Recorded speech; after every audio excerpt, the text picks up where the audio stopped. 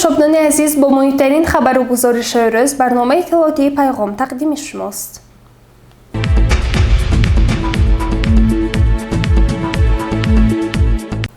дар асоси дастуру супоришҳои асосгузори сулҳу ваҳдати миллӣ пешрӯи миллат, президенти ҷумҳурии Тоҷикистон муҳтарам Эмомалӣ Раҳмон ва вазифагузориҳои раиси вилояти Суғд Раҷаббой Аҳмадзода, раиси шаҳри Панҷакент Холиқзода Абдухолиқ аз ҷамоати деҳоти Косатарош дидан намуда, бо рафти корҳои ободониву созандагӣ дар деҳаҳои ҷамоат ва фаъолияти корхонаи муштараки Зарафшон шинос гардид. ҳоло мутаваҷҷеҳ бошед ба гузоришҳои мо аз сафари кории раиси шаҳри Панҷакент ба ҷамоати деҳоти Косатарош. зимни боздид аз ҷамоати деҳоти Косатарош, нахуст раиси шаҳри Панҷакент аз мавзеи фаромадани Ярч дар деҳаи Чорбоғ дидан намуда, барои бартараф кардани оқибатҳои ин офати табиӣ масъулинро вазифадор кард. ба раиси шаҳр иттилоъ дода шуд, ки дар натиҷаи фаромадани Ярч як манзили истиқоматӣ бештар зиён дида, инчунин ба дигар манзилҳо низ хисорот ворид шудааст.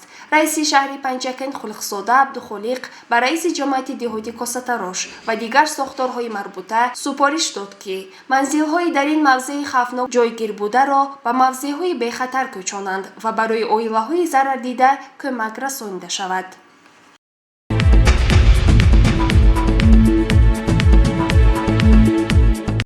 дар шаҳраки Суғдиён, раиси шаҳри Панҷакент бо фаъолияти беморхонаи минтақавӣ шинос гардида, ба роҳбарияти беморхона, табибон ва кормандони он супориш дод, ки ҷиҳати беҳтар намудани сатҳу сифати хизматрасонии тиббӣ ба аҳолӣ тадбирҳои иловагӣ андешанд. инчунин роҳбарияти беморхонаи минтақавӣ вазифадор гардиданд, ки биноҳо, ҳуҷраҳои беморон ва дигар иншоотро аз таъмири хушсифат бароварда, бо дастгоҳу таҷҳизоти замонавӣ таъмин намоянд.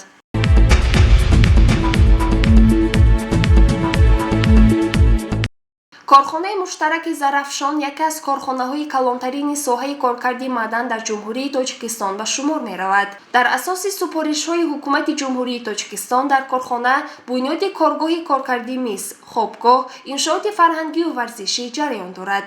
раиси шаҳри Панҷакент Холиқзода Абдухолиқ зимни шиносоӣ бо фаъолияти корхонаи муштараки Зарафшон таваҷҷӯҳи роҳбарияти онро ба вусъати корҳои ободониву созандагӣ, ташкили ҷойҳои нави корӣ, зиёд намудани истеҳсолот ва фароҳам овардани шароитҳои мусоид барои коргарон ҷалб намуд. ҳамзамон раиси шаҳр аз роҳбарону мутахассисон даъват ба амал овард, ки барои беҳтар намудани фаъолияти ин корхонаи саноатӣ ва саҳм гузоштан дар татбиқи стратегияҳои чоруми миллӣ саноатикунонии босуръати кишвар чораҳои зарурӣ андешанд.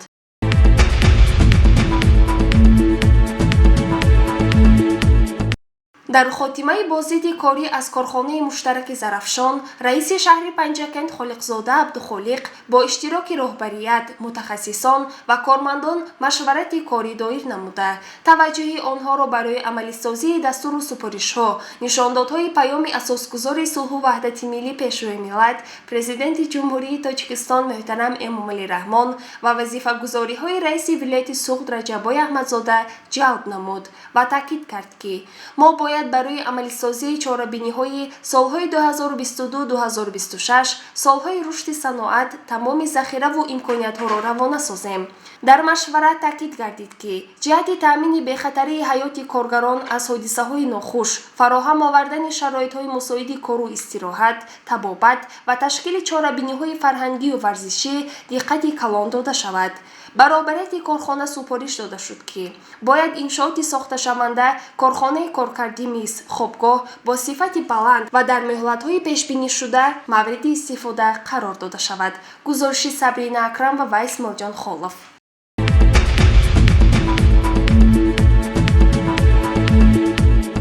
тамошобинони азиз, барномаро идома медиҳем. мутобиқи нақшаи мақомоти иҷроии ҳокимияти давлатии вилояти Суғд ва шаҳри Панҷакент дар ташкилоту корхонаҳо бахшида ба 30-солагии таъсисёбии қувваҳои мусаллаҳи ҷумҳурии Тоҷикистон рӯзи ягонаи ахбор оид ба мавзӯи ҳифзи ватан қарзи шаҳрвандии мост гузаронида шуд. ба гузоришҳои ҳамкорони мо таваҷҷӯҳ намоед. در اساس نقشه چاره‌بینی‌های مقامات اجرایی حاکمیت دولتی ولایت سوخت و مقامات اجرایی محلی حاکمیت دولتی شهر پنجکند در تشکیلات کارخانه‌های شهر پنجکند روز یگانه اخبار اوید به موضوع حفظ وطن قرض شهروندی ماست برگزار شد. در مرکز تشخیص منطقوی اگنتی تاجیک استاندارد در شهر پنجکند کتابخانه مرکزی شهر روز یگانه اخبار اساساً با 30مین سالگرد تأسیسیابی قوه‌های مسلح جمهوری تاجیکستان بخشیده شد. نمایندگان مقامات اجرایی محلی حاکمیت دولتی شهر، شورای شهری حرکت وحدت ملی و احیای تاجیکستان ضمن سخنرانی‌های خویش اظهار نمودند که محض با جهد و تلاش‌های اساسگذار صلح و وحدت ملی، پیشوای ملت، پرزیدنت جمهوری تاجیکستان، سرفرمانده عالی قوه‌های مسلح کشور محترم امامعلی رحمان، ارتش ملی جمهوری تاجیکستان در مدت خیلی کوتاه به نیروی توانا و سپری با اعتماد دولت و ملت تبدیل یافت. در جریان این چاره‌بینی معرفتی نمایندگان مرکز تشخیص منطقوی اگنتی تاجیک استاندارد در شهر پنجکند کتابخانه مرکزی شهر اظهار نمودند که خدمت ما در وطن قرض مقدسی هر یک شهروند می باشد. بنابراین پدر و مادران و جوانان باید با ننگ و ناموس ملی و افتخار وطنداری خدمت عسکری را سربلندانه اجرا نمایند.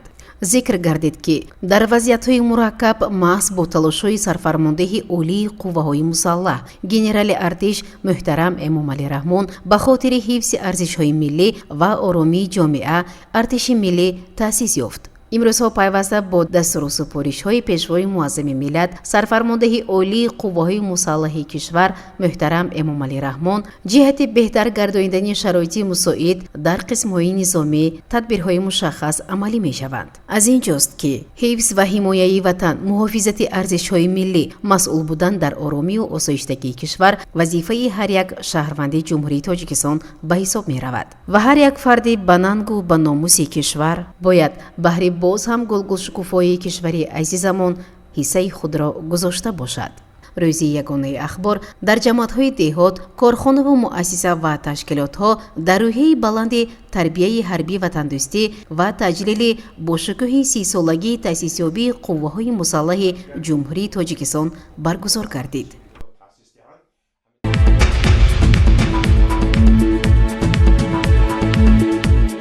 ضمن نشست مطبوعاتی که در دانشکده آموزگاری تاجیکستان در شهر پنجکند رکتور دانشکده معظم خان انصاری به سوالهای خبرنگاران پاسخ داد. در دانشکده آموزگاری تاجیکستان در شهر پنجکند اوید به جنبستی سال 2022 و نقشه و برنامه‌ها برای سال 2023 با اشتراک رکتور دانشکده آموزگاری تاجیکستان در شهر پنجکند معظم خان انصاری، نایبان رکتور، مدیران کاتدرا و دکان‌های این بارگاه معرفت نشست مطبوعاتی برگزار گردید. در آغاز نشست مطبوعاتی رکتور دانشکده آموزگاری تاجیکستان در شهر پنجکند پروفسور معظم خان انصاری با خبرنگاران اطلاع داد که واقعاً سال 2022 در دانشکده آموزگاری تاجیکستان با نتیجه های خیلی خوب جنبست شد.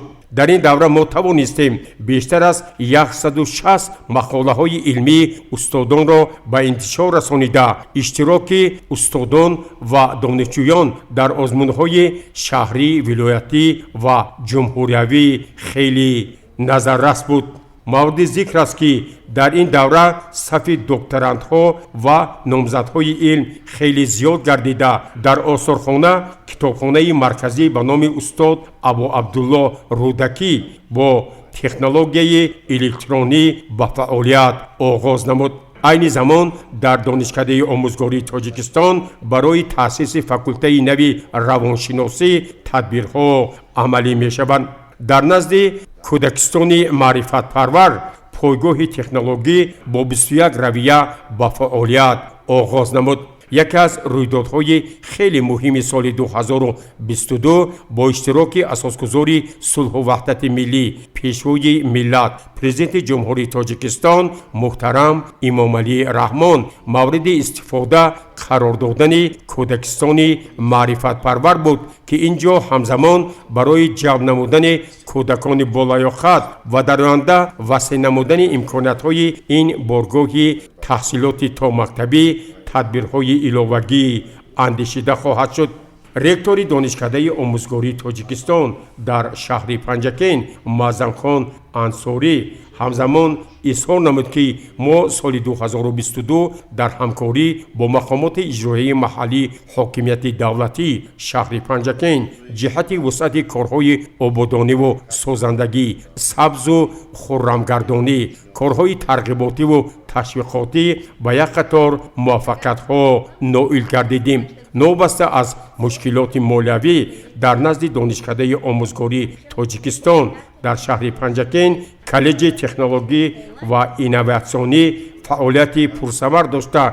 دیگر از رویداد مهم سال 2022 تأسیس شورای دفاع رساله‌های علمی بود که واقعاً بار اول در دانشکده آموزگاری تاجیکستان در شهر پنجکین به فعالیت آغاز نمود. همینطور در جریان نشست مطبوعاتی رکتور دانشکده آموزگاری تاجیکستان در شهر پنجکین معظمخان انصاری نایب رکتور فاطمه سرایزاده دیگر از استادان این دانشکده به سوال و پرسش‌های خبرنگاران جواب‌های مشخص داده تاکید نمودند که در سال 2023 امکانیت‌ها برای بلند برداشتن سطح و صفت تعلیم و تربیت در دانشکده بالا می رود و سال 2022 دانشکده آموزگاری تاجیکستان در شهر پنجکین را 75 نفر با دیپلم های سرخ ختم نموده. عین زمان در دانشکده از روی 24 اختصاص دانشجویان و تعلیم و تدریس فرا گرفته شدند. در خاتمه نشست مطبوعاتی رکتور دانشکده آموزگاری تاجیکستان در شهر پنجکین معظمخان انصاری به نمایندگان واسطه‌های اخباری عامه کتاب‌ها تحفه نمود و اظهار داشت که ما همکاری را با کارمندان واسطه‌های اخباری عامه در مد اول می‌گذاریم و در سال 2023 جهت دستگیری امکانات‌های واسطه‌های اخباری عامه ما برای با مقصدهای نجیبانه خیش رسیدن با نیروی روزنامه‌نگاران تکیه می‌کنیم.